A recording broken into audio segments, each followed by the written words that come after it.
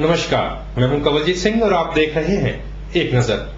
पूर्व मुख्यमंत्री व मंडी संसदीय सीट से कांग्रेस प्रत्याशी वीरभद्र सिंह ने बुधवार को शिमला संसदीय हलके में प्रचार की शुरुआत रोहड़ू से की। इस दौरान उन्होंने कहा कि भाजपा के कुछ विधायक उनके संपर्क में हैं और चुनाव के बाद कुछ भी हो सकता है। उन्होंने नरेवा और सिरमौर जिले में कुछ जनसभाएं कर कांग्रेस प्रत्याशी धनीराम शांडिल के पक्ष में वोट अपील की।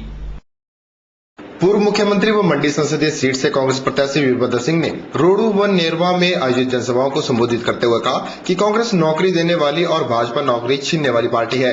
उन्होंने कहा कि भाजपा सरकार ने सत्ता में आते ही पीटीए शिक्षक निकाले, लेकिन कांग्रेस इन्हें फिर से स्कूलों में रखेगी। उन्होंने कहा कि प्रदेश भाजपा में कुछ विधायक उनके संपर्क में हैं और लोकसभा चुनाव के बाद यहाँ कुछ भी हो सकता है। उन्होंने सोलन में हुए नोट प्रकरण पर भी भाजपा को आड़े हाथों लिया और आरोप लगाया कि भाजपा भ्रष्टाचार में लिप्त है। उन्होंने कहा कि आज एनडीए का कुनबा बिखर चुका है और जनता इन्हें सत्ता में लाने वाली नहीं है। उन्होंने कहा कि जनता भाजपा सरकार के अभी तक के कार्यकाल से दुखी है और जनता इनसे छुटकारा चाहती है। ब्यूरो रिपोर्ट के चैनल। मंडी संसदीय सीट से भाजपा प्रत्याशी महेश्वर सिंह अपने चुनावी प्रचार के अंतर्गत बीते रोज सुंदरनगर विधानसभा क्षेत्र पहुंचे और विभिन्न जनसभाओं और नुक्कड़ सभाओं को संबोधित किया। उनके साथ सुंदरनगर विधायक रूप सिंह ठाकुर भी मौजूद थे। अपने चुनावी अभियान को गति देते हुए मंडी संसदीय सीट से भाजपा प्रत्याशी महेश्वर सिंह ने बुधवार को सुंदरनगर विधानसभा क्षेत्र के अंतर्गत आने वाले खिलड़ा, कपाही, कलोछड़, मलो, भनवाड़, कंधार, चित्रोखड़ी सहित विभिन्न स्थानों पर नुक्कड़ सभाओं को संबोधित कर जनता से भाजपा के पक्ष में वोट करने की अपील की। इस मौके पर उनके साथ सुंदरनगर विधायक रूप सिंह ठाकुर भी मौजूद हुए। यहाँ महेश्वर सिंह ने कांग्रेस के वर्तमान सांसद और कांग्रेस पार्टी पर जमकर हमले बोले। उन्होंने कहा कि आज वर्तमान सांसद के पास कोई भी विकास कार्य जनता के सामने रखने को नहीं है। उन्होंने कहा कि वर्तमान सांसद सुख में तो दूर, दुख में भी किसी के साथ नजर नहीं आई। जहां तक प्रतिभा जी का संबंध है, ना तो वो कोई इस प्रकार की डिटेल बात दे पा रही हैं, और जहां तक सांसद निधि का संबंध है, सुख में तो छोड़ दीजिए, दुख में भी वो उनकी सांसद निधि कहीं काम नहीं आई। उदाहरण के लिए मलाना का अग्निकांड, वो हिमाचल का एक सबसे बड़ा अग्निकांड था और प्राचीन मंदिर हमारे एक नहीं 7 जल गए, सारा गांव जल गया। वो सांसद निधि देना तो अलग बात है, वो ऐसी दुख की घड़ी में एक क्षण के लिए भी वहां पर नहीं पहुंची। जबकि मैंने हर जगह जहां भी इस प्रकार का कांड होता था, केंद्रीय सरकार से, अपने लोकसभा से स्पेशल परमिशन लेकर, छूट लेकर जो अग्नि पीड़ित थे उनकी सहायता की। वहीं इस मौके पर महेश्वर सिंह के साथ उपस्थित रहे सुंदरनगर विधायक रूप सिंह ठाकुर ने भी महेश्वर सिंह की जीत को लेकर अपना विश्वास जाहिर किया। उन्होंने कहा कि वीरभद्र सिंह ने अपने कार्यकाल में कोई विकास कार्य नहीं करवाए, जबकि विपरीत इसके सांसद होने पर महेश्वर सिंह ने मंडी संसदीय क्षेत्र में विकास के नए आयाम स्थापित किए हैं। महेश्वर सिंह निश्चित तौर पर जीतेंगे। रीजन ये है कि आज जो सबसे बड़ा इश्यू है, महंगाई का बहुत बड़ा इश्यू है। लोग वीरभद्र को लोगों ने बहुत नजदीक से देखा है। वही जो मैंने पहले बात कही कि he did nothing for the Mandi parliamentary constituency. Maheshwar है, एनर्जेटिक है, मेहनती है, काम करने वाला है, और जो थोड़ा सा समय इनको मिला है उसमें इन्होंने सुंदर काम किए, लोगों ने काम किए हैं। हम जहां कहीं भी जाते हैं, मैं नाचन कंस्टिट्यूएंसी में भी गया, करसोग में भी गया, लोगों ने भूरी प्रशंसा की है कि सांसद निधि का सदुपयोग इन्होंने किया है, उसका प्रॉपर डिस्ट्रीब्यूशन किया है। ऐसे ये चीजें हैं, इसलिए लोगों को महेश्वर जी पसंद है और वीरभद्रता का नाम तो कोई सुनना नहीं चाहता। वहीं महेश्वर सिंह ने यहां आयोजित नुक्कड़ सभाओं में भाजपा की उपलब्धियों और कांग्रेस की नाकामियों को जनता के बीच रखा। महेश्वर सिंह ने कहा कि आज केवल मात्र भाजपा सरकार ही प्रदेश सहित देश भर में स्वच्छ प्रशासन दे सकती है। उन्होंने उपस्थित लोगों से भाजपा का सहयोग देने का आह्वान भी किया।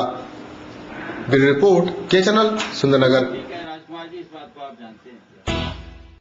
चुनावों में सुधार व लोकसभा चुनावों में खड़े उम्मीदवारों की निगरानी के लिए बनी संस्था नेशनल इलेक्शन वॉच ने देश भर में खड़े कुल उम्मीदवारों में से आपराधिक मामलों में संलिप्त प्रत्याशियों संबंधी जानकारी मुहैया करवाई है। संस्था के राष्ट्रीय संयोजक अनिल धिरवाल बीते रोज शिमला में पत्रकारों से बात कर रहे थे।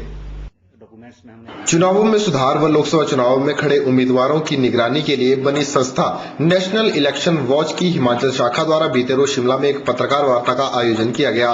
इस दौरान संस्था के राष्ट्रीय संयोजक अनिल धीरवाल ने पत्रकारों से बात करते हुए कहा कि हिमाचल प्रदेश में कुल उम्मीदवारों में जिनके ऊपर आपराधिक मामले दर्ज है, राष्ट्रीय स्तर पर 15.47% के मुकाबले 3.3% है।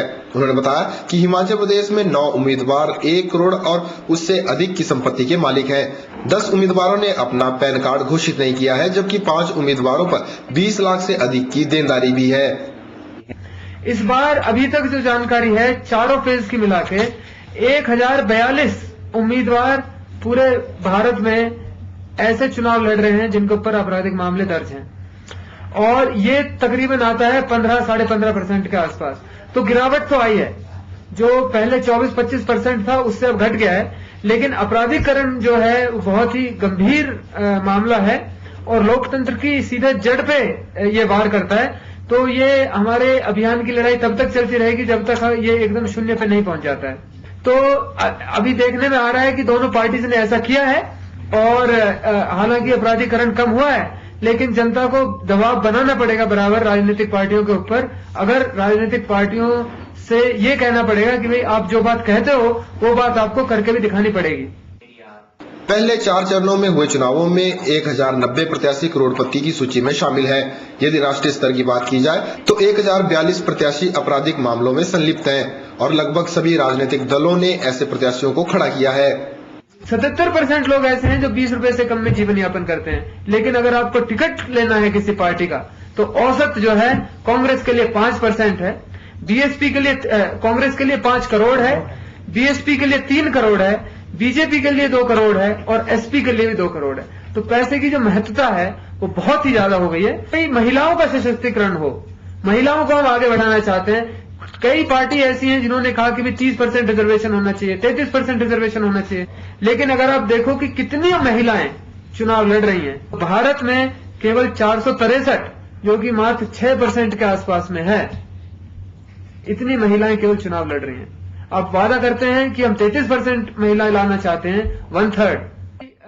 अनिल धीरवाल ने कहा कि यूं तो सभी राज्यों में आपराधिक प्रवृत्ति के प्रत्याशी खड़े हैं, लेकिन इनमें सबसे ऊपर झारखंड राज्य है, जहां लगभग 30% प्रत्याशी इसी प्रवृत्ति के हैं। ब्यूरो रिपोर्ट, के चैनल, शिमला।